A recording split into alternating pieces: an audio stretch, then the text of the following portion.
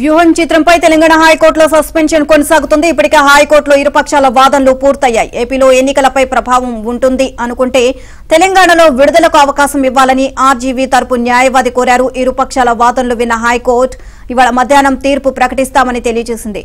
ఒకవేళ ఇవాళ తీర్పు వెలువరించకపోతే ఈ నెల 22న ప్రకటిస్తామంది.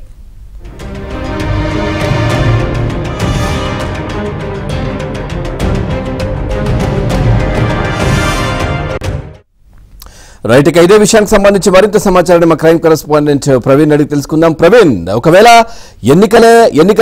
ఎన్నికల్లో ప్రభావితం చూపిస్తుంది సినిమా అవుతే తెలంగాణలో రిలీజ్ చేయడానికి అవకాశం ఇవ్వండి అని వ్యూహం యూనిట్ కోరినట్టుగా తెలుస్తోంది. అప్డేట్స్ ఏంటి? అదేవిధంగా ఒకవేళ ఈ విధమైనటువంటి అవకాశం ఇస్తే కనుక ఎట్లా ఉంటుందంటారు? ఎందుకంటే రెండు తెలుగు రాష్ట్రాల్లో రాజకీయంగా కూడా రెండు తెలుగు రాష్ట్రాలు ఒక రాష్ట్రం పైన ఒక రాష్ట్రం ప్రభావం చూపిస్తున్న నేపథ్యంలో ఇప్పుడు తెలంగాణలో రిలీజ్ చేసినా కానీ ఆ ప్రభావం ఏపీలో కూడా ఉంటుంది కదా?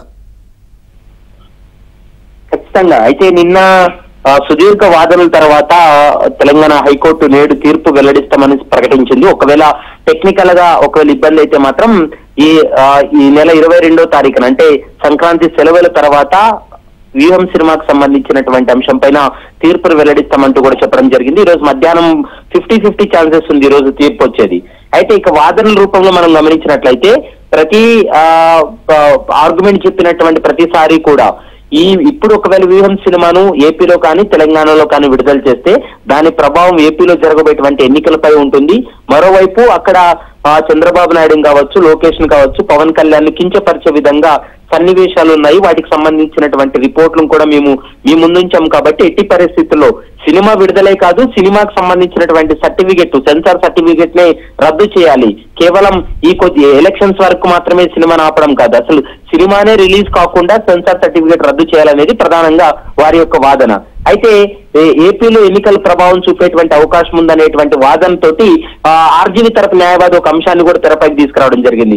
ఇప్పుడు తెలంగాణలో ఎన్నికలు జరగలేదు కాబట్టి ఇప్పుడు తెలంగాణలో ఎన్నికలు లేవు, కానీ ఏపీలో ఎన్నికలు జరగబోతున్నాయి కాబట్టి ఏపీలో ప్రభావం చూపుతుంది అనుకుంటే తెలంగాణలో సినిమాని రిలీజ్ చేసుకోవడానికి అవకాశం ఇవ్వాలని కోరడం జరిగింది. కానీ లోకేష్ తరపు న్యాయవాదులు అయితే మాత్రం ఖచ్చితంగా తెలంగాణలో కూడా వచ్చే ఎంపీ ఎలక్షన్స్ ఉన్నాయి, మరోవైపు ఏపీలో కూడా అసెంబ్లీ అండ్ ఎంపీ ఎలక్షన్స్ ఉన్నాయి కాబట్టి రెండు తెలుగు రాష్ట్రాల్లో సినిమాను ఏ సినిమానైనా కూడా రెండు తెలుగు రాష్ట్రాల్లో ఒకే విధంగా దాన్ని చూస్తారు. కాబట్టి ఇప్పుడు పరిస్థితుల్లో సినిమా విడుదల కాదు, మరోవైపు సెన్సార్ సర్టిఫికెట్ ను పూర్తిగా రద్దు చేయాలనేటువంటి అంశాన్ని ఎక్కువగా వాళ్ళు కోర్టు దృష్టికి కూడా తీసుకురావడం జరిగింది.